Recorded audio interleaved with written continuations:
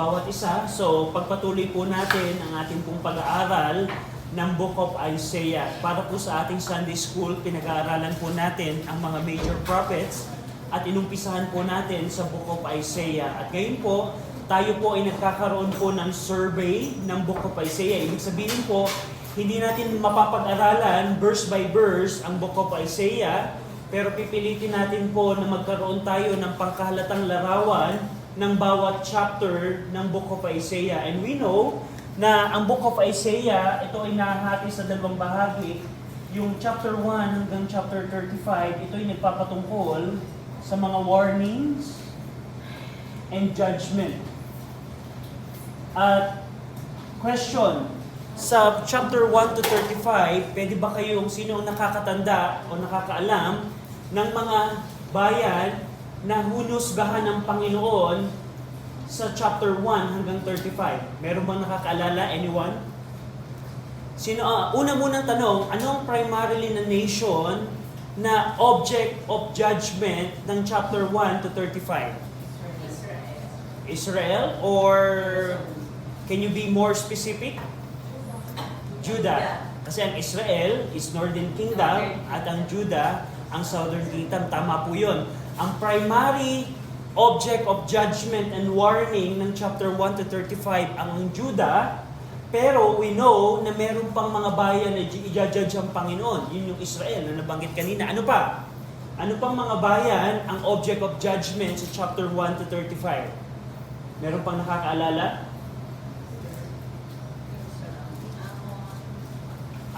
Among Ammon, yes. Ano pa? Anong mga bayan? Moab, Tyre, Edom, Damascus, and so on and so forth. So, basically, pwede nating sabihin yung mga surrounding Gentile nation ng Israel ay i-judge din ng Panginoon. So, chapter 1 to 35, ito ay nagpapatungkol sa warning and judgment na kayong mga bayan, kung kayo ay magpapatuloy na hindi magpapasakop sa Diyos, merong parating na pagkawasak mula sa Panginoon. At chapter 36 to 39, meron ditong tatlong kwento, kung hindi ako nagkakamali, patungkol sa kay Haring Hezekiah.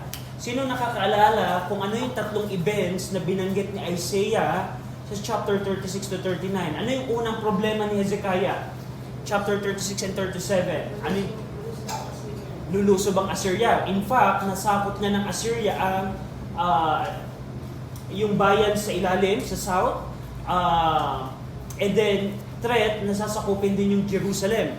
At we know na ang Panginoon ay sumagot sa panalangin ni Hezekiah at ang Diyos ang pumuksa sa mga kaaway ni Hezekiah. Ano yung pangalawang event?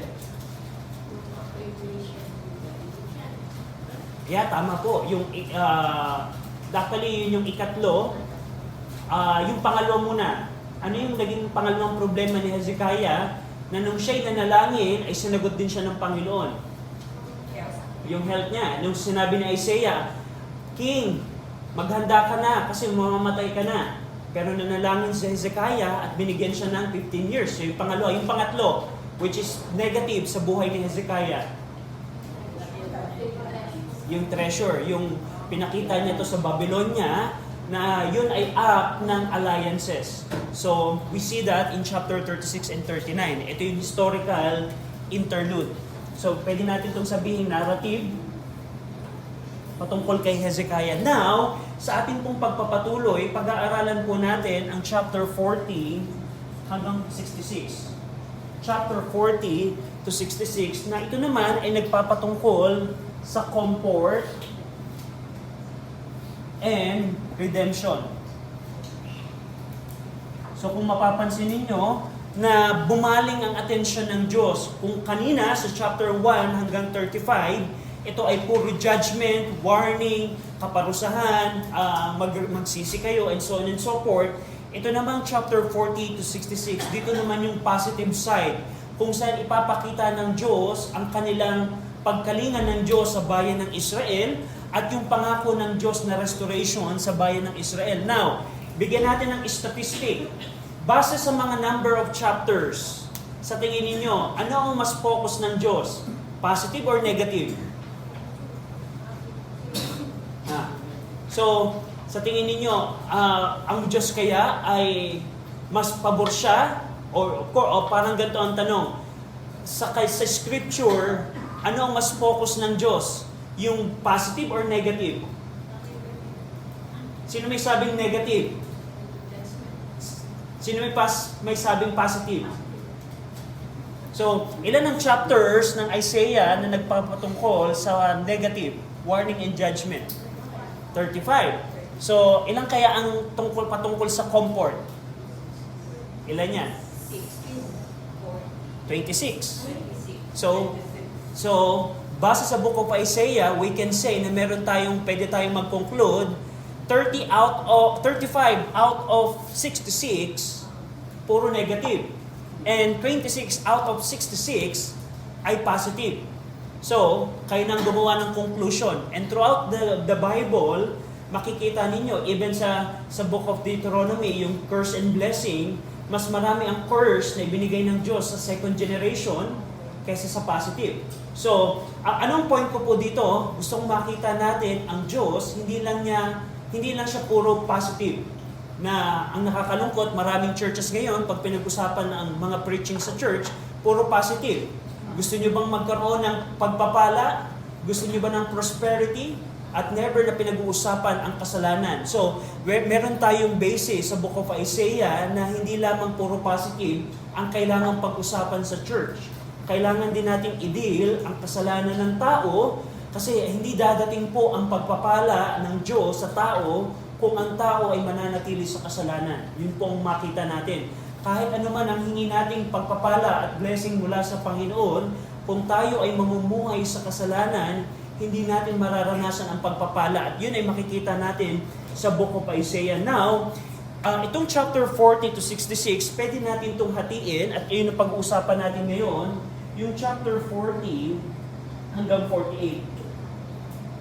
Yung chapter 40 to 48, ito ngayon ay nakapatungkol sa comfort and deliverance. So, comfort and deliverance from exile. So, gusto kong maalala natin ito na ang konteksto ng chapter 40 to 48, 160 years in the future, pinakita ng Diyos kay Isaiah, ibalita mo sa southern kingdom na kayo ay magiging alipin ng Babylonia. So 160 years. Now, tanong, kaya ba nating malaman anong mangyayari 160 years sa Pilipinas? Wala, di ba? Just imagine, 160 years in the future, pinakita na ng Diyos kay Isaiah at kay Jeremiah at sa iba pang propeta na sasakupin sila ng Babylonia. Pinakita ng Diyos kay Jeremiah na 70 taon kayong magiging alipin ng ibang bayan. 70 taon. Pero sa panahon ni Isaiah, kahit hindi pa dumadating yung exile, nagpangako na ang Diyos sa kanila na kahit sila'y paparusahan ng Diyos sa kamay ng Babylonia, tandaan natin, 160 years in the future, nagpangako na ang Diyos sa kanila ng comfort and deliverance sa chapter 40 to 48. So tingnan natin quickly.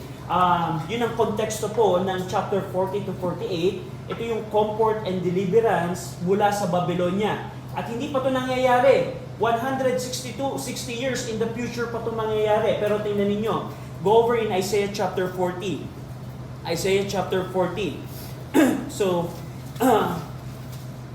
pag binasa ninyo ang book of Isaiah at dumating kayo sa punto na ito, gusto kong maalala ninyo na 40 to 48, lahat ng ito ay patungkol, yes, meron itong patungkol sa restoration in the millennium, and so on and so forth, pero primarily, ito ay yung kanilang mararanasan na pagkasakop sa Babylonia. Go over in Isaiah chapter 40, verse 1 and 2. Mapapansin nyo dito, sabi ng Panginoon, through prophet Isaiah, comfort ye, my people, saith your God. Speak ye comfortably to Jerusalem, and cry unto her, that her warfare is accomplished, that her iniquity is pardoned, for she had received of the Lord's hand double for all her sins. So mapapansin po ninyo, mula doon sa konteksto ng warning and judgment, yung chapter 40 verse 1 and 2, ito ang turning point. turning point ng Book of Isaiah na mula sa warning and judgment, ang Panginoon nagbibigay na siya ng comfort sa bayan ng Israel. Ang sabi ng Diyos na kahit sila ay nakaranas ng kaparusahan, ng dobleng kaparusahan dahil sa kanilang kasalanan, mula sa kamay ng Diyos, ang Panginoon ine-extend niya yung invitasyon na kayo ay magalak, kayo ay mag-comfort dahil bibigyan kayo ng deliverance ng Diyos. So you see that sa chapter 40. At makikita ninyo sa chapter 40, verse 3 to 5, mapapansin ninyo, sinabi dito ng Diyos, "The voice of him that crieth in the wilderness, prepare ye the way of the Lord, make straight in the desert a highway for our God." So sino tong nag-fulfill ng Isaiah chapter 40 verse 3? Sino New Testament character? No, hindi si Jesus Christ, si John the Baptist. We know na si John the Baptist yung naghanda ng daan ng Panginoon. So dito, ipinakita din kay Prophet Isaiah at sa bayan ng Jerusalem, ng Judah, na merong maghahanda ng daan ng Panginoon. So we see that dito sa verse number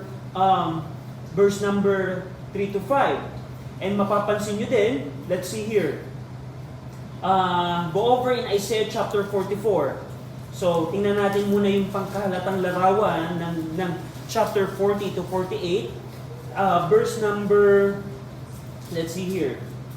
Chapter 41 muna po pala. Chapter 41, verse 10. Tingnan nyo po ito. Sabi ng Diyos sa kanila, "Fear thou not, for I am with thee. Be not dismayed, for I am thy God. I will strengthen thee, yea, I will help thee, yea, I will uphold thee with the right hand of my righteousness." So kahit sila ay makakaranas ng exiles, kahit sila ay makakaranas ng kaparusahan mula sa Panginoon, nadoon yung extension ng pagtulong ng Diyos, na ang sabi ng Diyos, huwag kayong matakot dahil tutulungan ko kayo.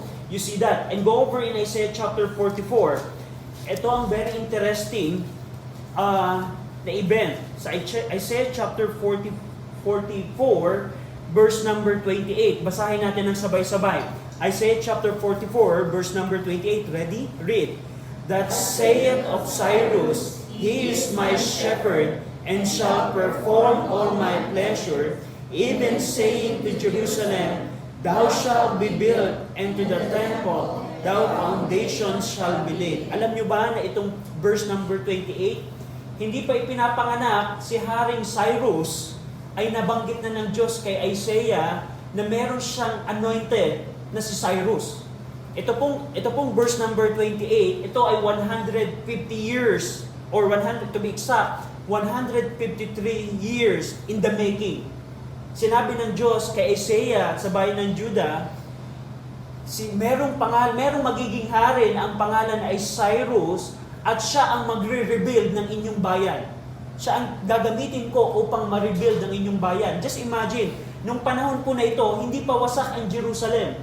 Nung panahon na ito, yung templo ay hindi pa wasak. Pero 153 years before mangyari ito, ibinigay na ng Diyos sa kanila ang pangako na meron siyang gagamitin na ma-restore ang Jerusalem. So, very interesting. Mapapansin nyo din sa Isaiah chapter 45, verse 1, ang kasunod na verse, "Thus saith the Lord to His anointed, to Cyrus, whose right hand I have holden, to subdue nation before him, and I will loose the loins of kings, to open before him two leaden gates, and the gates shall not be shut." So, pinakita dito ng Panginoon na historically, si Cyrus ang kanilang magiging shepherd ng Panginoon upang ma-restore ang Jerusalem. And we know that ng panahon ni Ezra, panahon ni Nehemiah, Ezra, and Zerubbabel, nung naging kaharian na ang Persia, si King Cyrus ang nagbigay ng decree na pwede nang bumalik ang mga Israelites sa Promised Land. And we know that sa history. Ano papansin ninyo, go over in Isaiah chapter 43, Isaiah chapter 43, verse 14.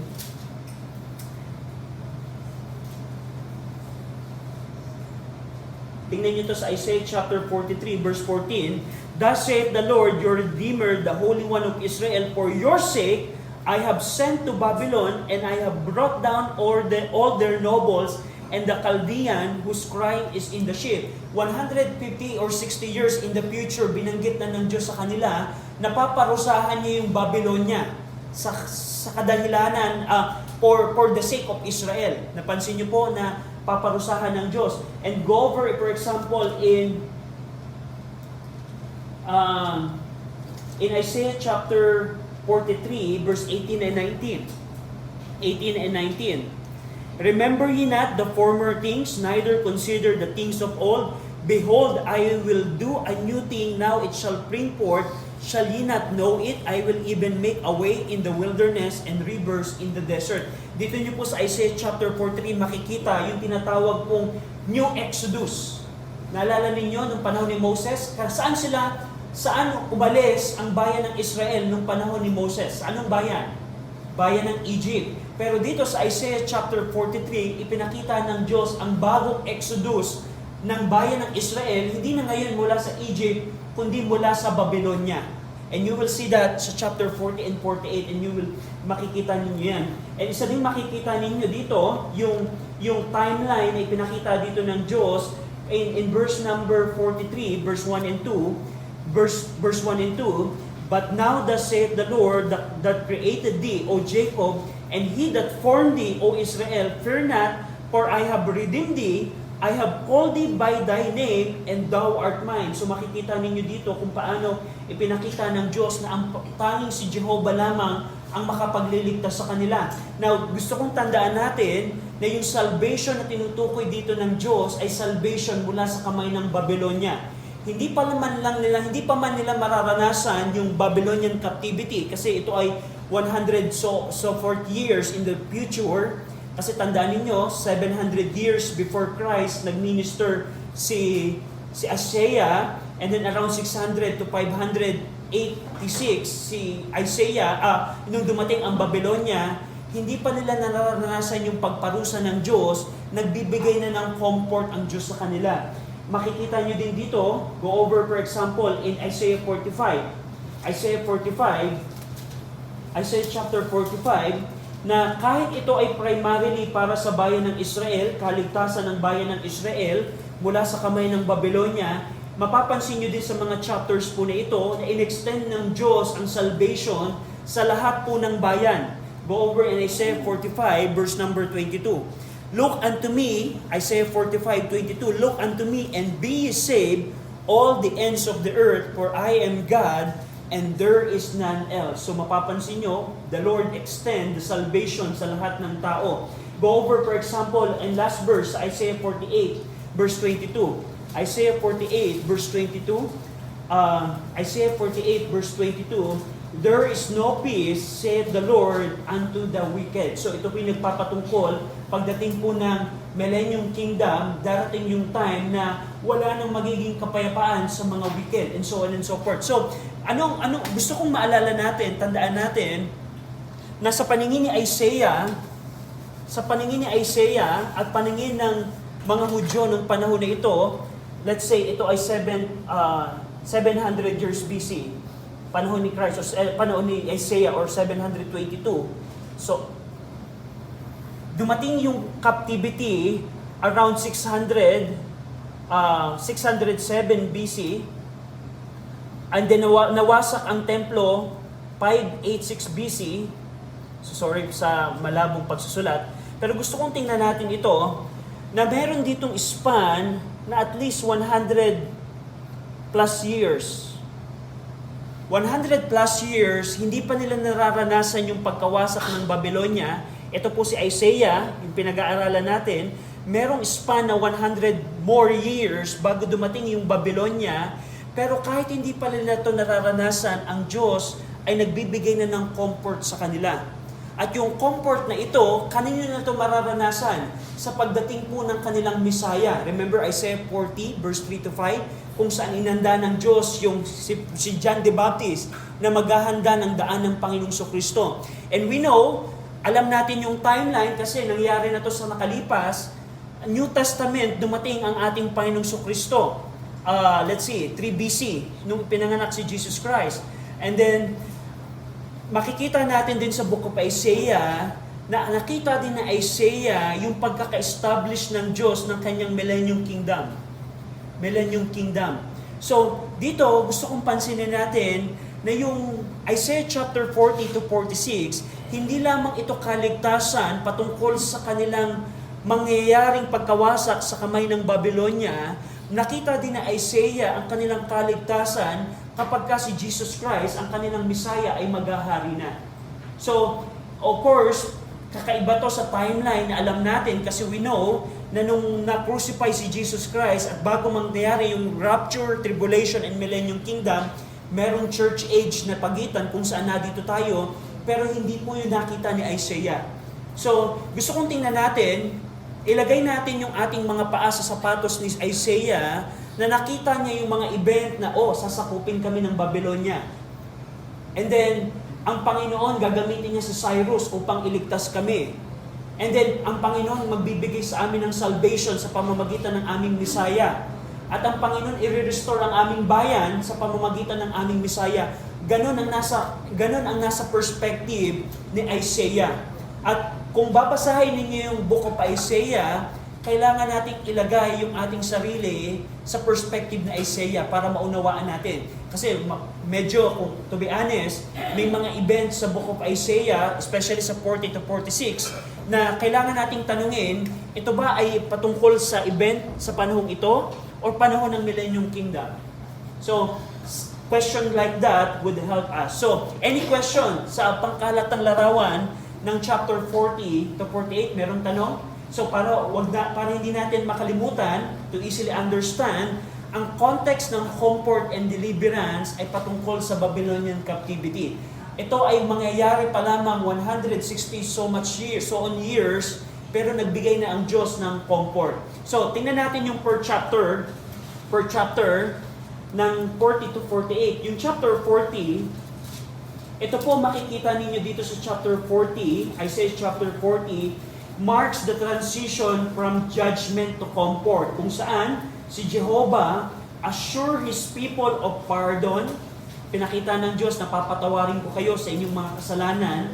Pangalawa, in-announce niya dito yung pagdating ng kanilang Messiah, ng ating Panginoong Sukristo. We know na yung pardon at yung pagdating ng Panginoong Sukristo nangyari to dito.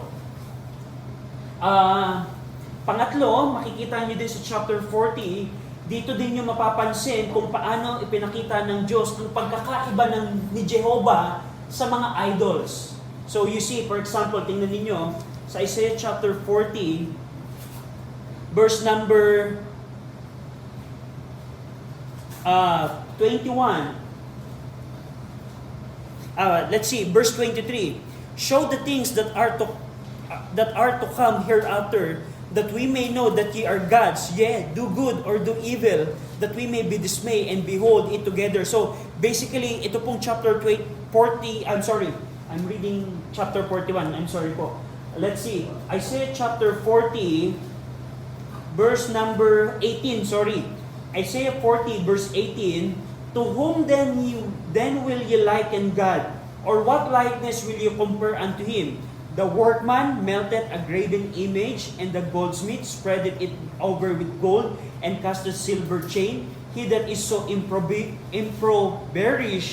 that he had no oblation, choseth a tree that will not rot. He seeketh unto him a cunning workman, to prepare a graven image that shall not be moved. So basically, dito ikinukumpara ng Diyos kung sino siya, kumpara dun sa mga idols na inadapt ng mga Israelites, na hindi siya katulad ng inyong mga idolo, ng inyong mga Diyos-Diyosan. Iba ako sa inyong mga Diyos-Diyosan. Kaya nga, tandaan natin, isang primary reason kung bakit nila naranasan yung Babylonian captivity ay upang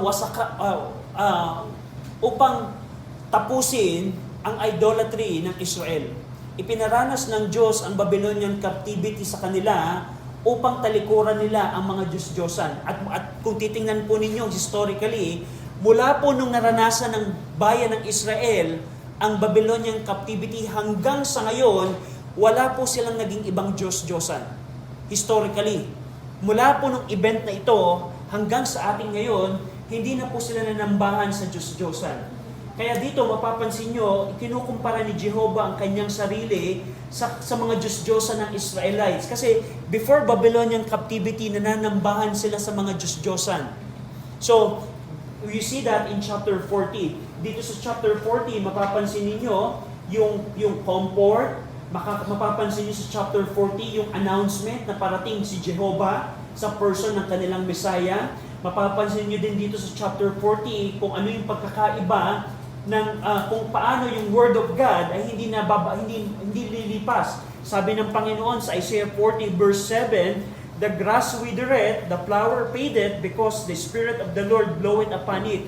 Surely the people is grass. The grass withereth, the flower fadeth, but the word of God shall stand forever." Ang pinaka-konteksto po dito, kung ang Diyos ay nagbigay ng pangako na i-restore kayo ng Diyos, kung ang Diyos ay nagbigay ng pangako na i-comfort kayo ng Panginoon, ang kanyang salita ay hindi lilipas. Yung mga damo, yung mga bulaklak, ito ay lilipas, pero yung word ni Jehovah ng pangako, hindi ito ililipas. So yun yung konteksto po dito. So that's chapter 40. Now chapter 41 naman, dito naman, nirepresent ng present Jehovah. Sa chapter 41, makikita nyo dito na ang ating Panginoon, siya ay sovereign ruler ng mga bayan at ng history natin. Tandaan po natin, ang ating pong Diyos, hindi lamang sa Diyos ng church, hindi lang sa Diyos ng Israel, ang Diyos din po natin, siya din po ang Diyos ng North Korea. Just want you to know. Siya din po ang Diyos ng Iran. Ang problema, ang mga North Koreans at ang mga Iranians, ayaw nilang magpasakop sa Diyos na buhay. Pero hindi po ibig sabihin na kung ang tao ay ayaw magpasakop sa buhay na Diyos, hindi po natin pwedeng tanggalin ang katotohanan na ang Diyos ang sovereign sa lahat ng nation at ng history. At sa chapter 41, makikita po ninyo ito dito, kung saan sa verse 1 to 7, dito niya challenge ang mga nation. Go over in chapter 41, verse number 1. "Keep silence before me, O islands." Yan po yung islands po nito, nagpapatungkol to sa mga bayan. "And let the people renew their strength. Let them come near, then let them speak. Let us come near together to judgment." So, dito tinawag ng Diyos ang bawat bayan sa kanyang courtroom, sa kanyang husgado. Tinawag niya dito ang mga bayan upang pakita ang husgado ng Panginoon. And dito mapapansin nyo din sa chapter 41 kung paano ipinakita ng Diyos na magbabangon siya ng conqueror. Let's see here. Verse number 2. "Who raised up the righteous man from the east." Sino itong righteous man from the east? Ito po si King Cyrus. Ito pong Isaiah 41 verse 2. Ito pong conqueror from the east. Wala pong iba ito, si King Cyrus. Kung saan, si King Cyrus po ang gagamitin po ng Diyos upang parusahan ang Babylonia. Di ba? Patingnan niyo po ito. Question. So, history test tayo. Northern Kingdom of Israel, sino ang ginamit ng Diyos upang parusahan ang Northern Kingdom? Assyria. And ang Assyria ba ay may kasalanan o wala? Meron din, hindi din sila nagpasakop sa Panginoon. Sino ang ginamit ng Diyos upang wasakin ang Assyria? Hindi Medes. Babylonia. Si King Nebuchadnezzar and so on and so forth. Sino ang ginamit ng Diyos upang wasakin ang Jerusalem? Babylonia din. Ngayon, tanong, ang Babylonia kaya nagpapasakop sa Diyos o hindi? Hindi din. Ngayon, sino ang ginamit ng Diyos upang wasakin ang Babylonia? Ang Persia, which is Isaiah 41, makikita ninyo ito. So anong point natin dito, Brother RJ? Kahit ang Babylonia ay ginamit ng Diyos, instrumento ng Diyos upang wasakin ang Jerusalem, na yun ay divine hand ng Panginoon, hindi sila exempted sa kaparusahan mula sa Diyos. And in fact, the reason kung bakit paparusahan ng Diyos ang Babylonia sa kamay ni Cyrus ay dahil sa kanilang pagmamataas. Sa kanyang pagmamataas, to the point na sa tingin ng mga Babylonia, hindi nila kailangan ng Diyos. Now ang tanong, ikumpara natin kaya ang mga bayan sa ating panahon. Ano kaya ang pagkakaiba nila sa Babylonia ngayon? Ang gusto ko pong malaman ninyo na wala din po. Kung ano ang pagmamataas ng Babylonia nung panahon ng ng King Cyprus and so on and so forth, ganun din po ang tingin ng maraming bayan ngayon. Hindi nila kailangan ng Diyos.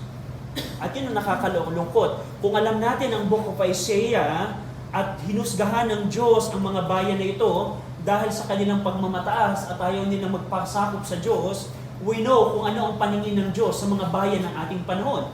So, you see that in chapter 41 na magbabangon ang Diyos ng conqueror from the east, and we know na ito ay si King Cyrus. Mapapansin nyo din dito sa chapter 41 yung katagumpayan ng Diyos na ibibigay sa bayan ng Israel and so on and so forth. So, makikita nyo din dito sa chapter 41 kung paano in-expose muli ng Diyos yung idols, kasalanan ng idolatry ng Jerusalem, ng Judah, and so on and so forth.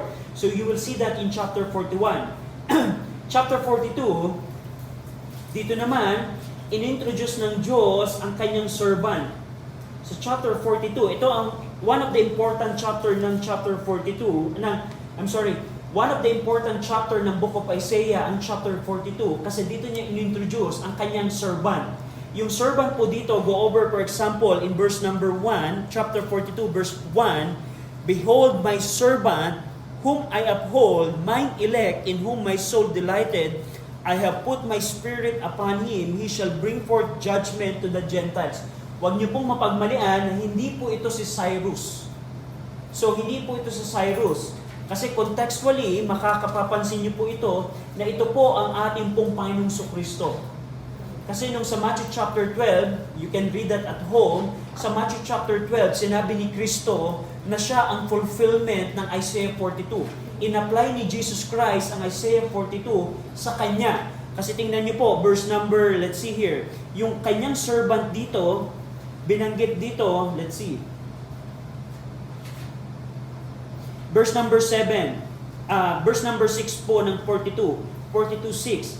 "I, the Lord, have called thee in righteousness." Ang Panginoon ang tumawag sa kanyang servant in righteousness, "and will hold thine hand, and will keep thee, and give thee for a covenant of the people, for a light of the Gentiles." Verse 7, "To open the blind eyes, to bring out the prisoner from the prison, and them that sit in darkness out of the prison house. I am the Lord, that is my name, and my glory will I not give to another, neither my praise to graven images."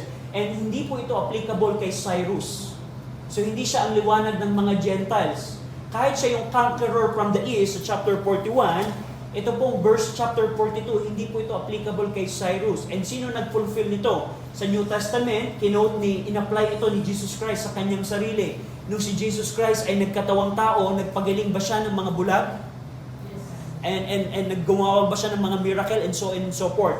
So, ito pong chapter 42, yung servant po dito, ito pong walang iba, kundi po ang ating Panginoong Kristo. Makapapansin nyo din dito sa chapter 42, yung pagpupuri po ng mga tao sa Panginoon. Go over in chapter 10.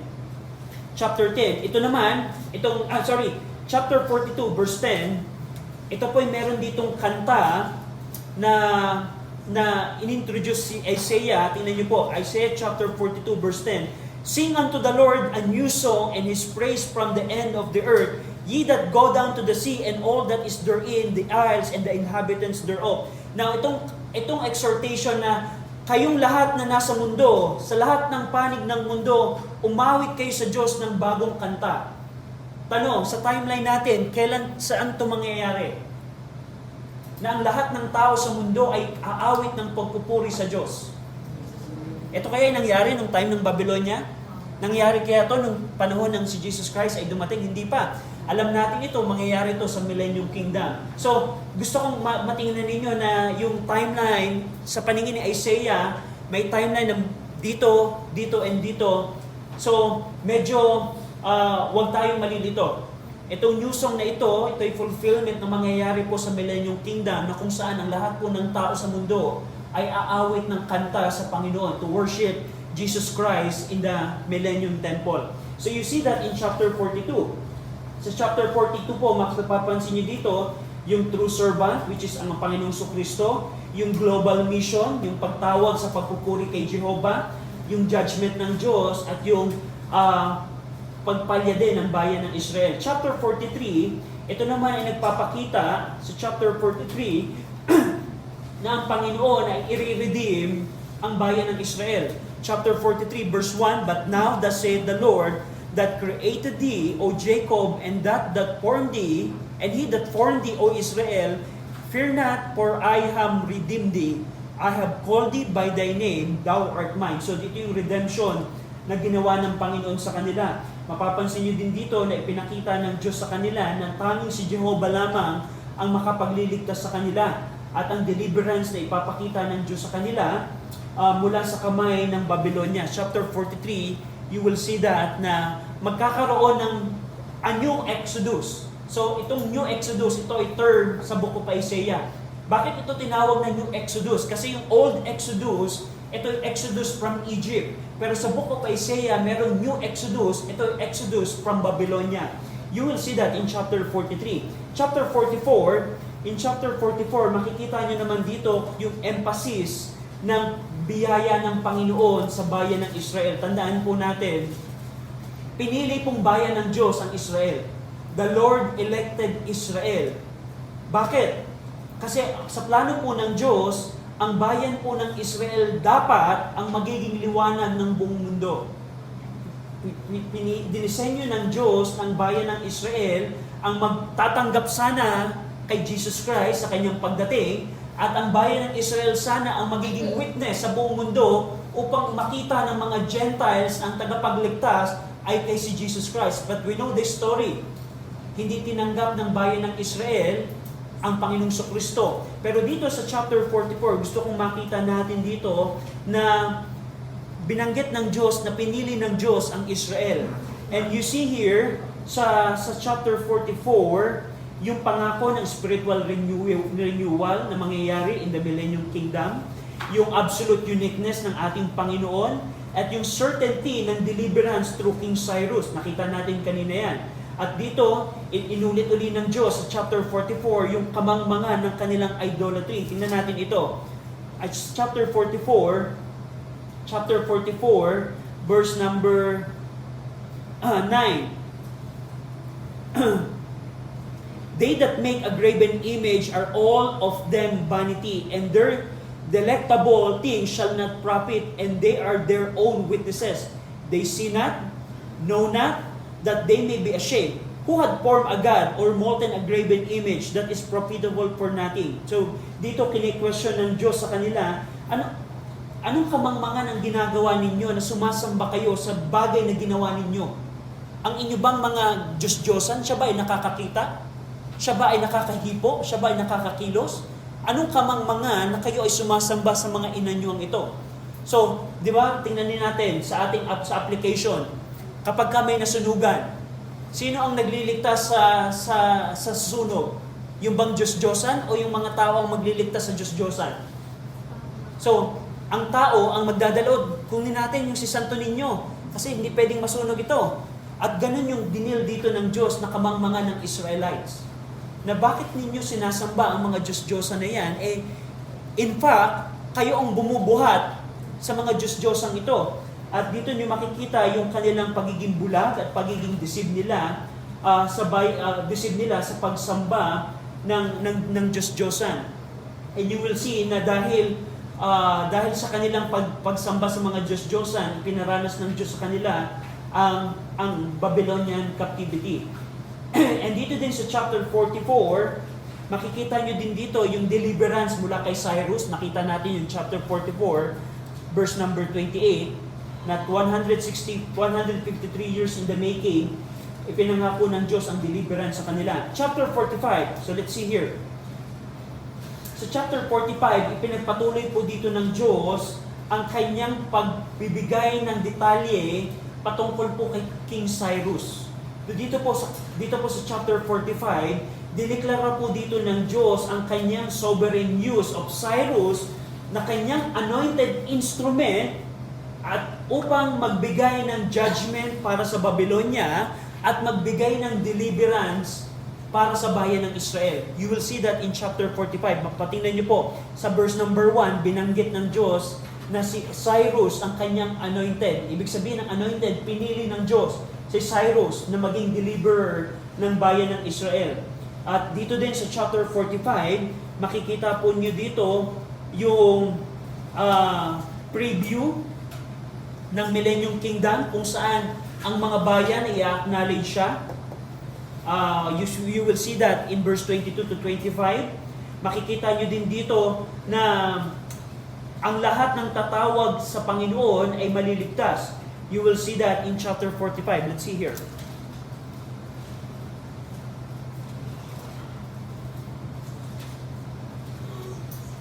Verse 22, chapter 45.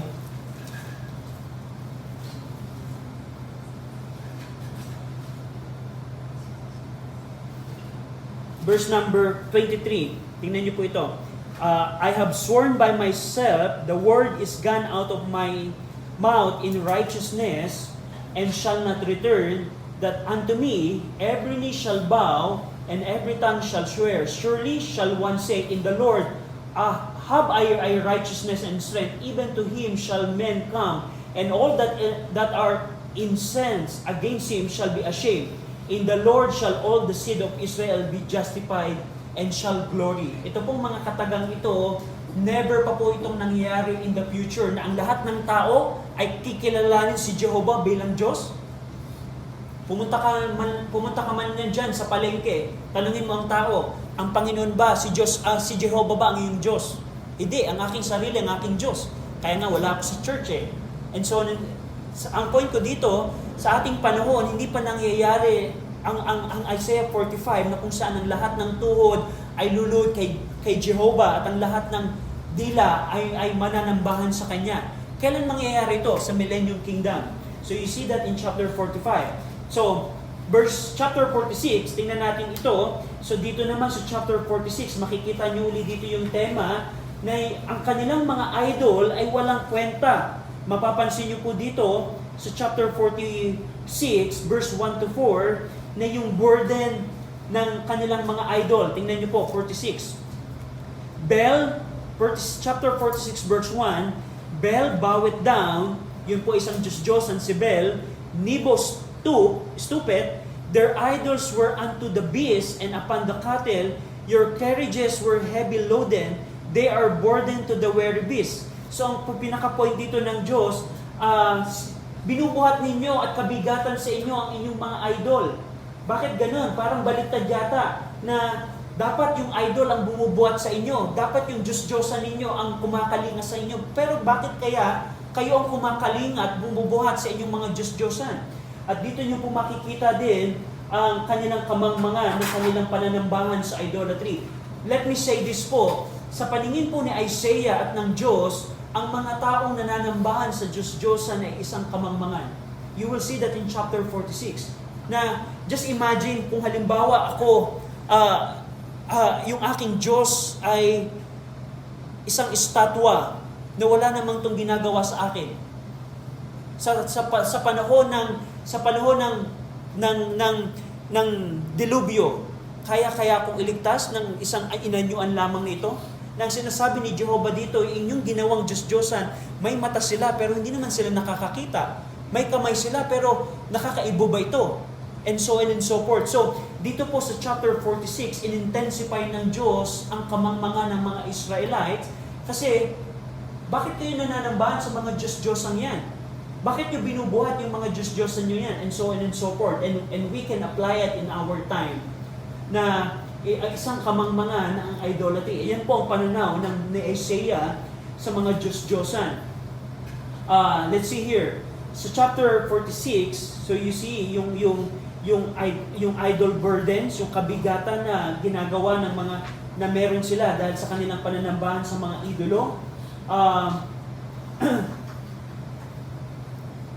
And you will see also dito sa chapter 46 na ang Panginoon ay may control sa history at yung kaligtasan ng bayan ng Israel ay sigurado.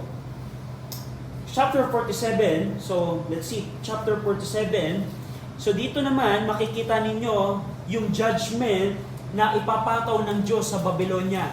Tingnan nyo sa verse number 1, Come down and sit in the dust, O virgin daughter of Babylon. Sit on the ground, There is no throne, O daughter of the Chaldeans, for thou shalt no more be called tender and delicate. So, dito ipinopronounce po ng Diyos ang kaparusahan ng kanyang ipapataw sa bayan po ng Babylonia. Bakit? Pag binasa po ninyo dito, ano ang mga kasalanan ng Babylonia? Bakit sila paparusahan ng Diyos? Una po, primarily, ay yung kanila pong arrogance. Kanilang pagmamataas. Akala ng Babylonia, hindi nila kailangan ng Diyos. Sa tindi ng yaman at luxury na meron sila, sa tindi ng kayamanan at kapangyarihan na meron sila, inakala nila na hindi nila kailangan ng Diyos. At dahil po sa kanilang arrogance, mapapansin niyo po dito, paparusahan sila ng Diyos. And you will see also dito na isa din kasalanan ng bayan ng Babylonia ay ang kanilang cruelty. Yung cruelty po nila sa mga Hudyo. Tingnan niyo po ito.